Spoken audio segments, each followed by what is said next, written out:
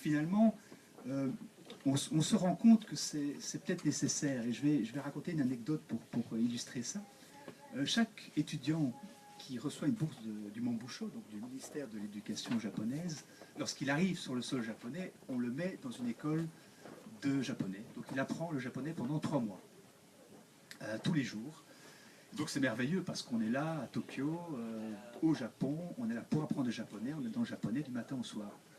Alors c'est très bien parce qu'on se dit, dans 3 mois et un jour, je vais pouvoir parler japonais, je vais pouvoir m'adresser à un japonais.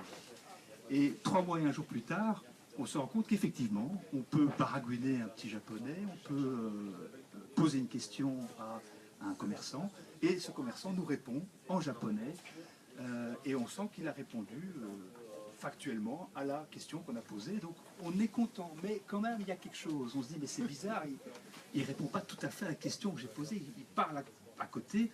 S'ensuit évidemment, on repose la question, il redonne la même question, on part dans des malentendus de suite en suite, et c'est là que la culture apparaît. C'est là qu'on se rend compte qu'il y a un fossé culturel énorme, immense, entre le japonais d'un côté et l'occidental de l'autre.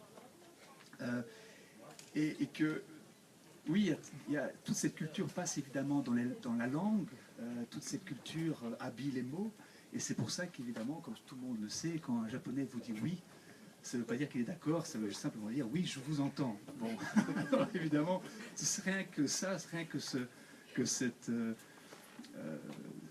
anecdote montre à quel point on peut aller de malentendu en malentendu.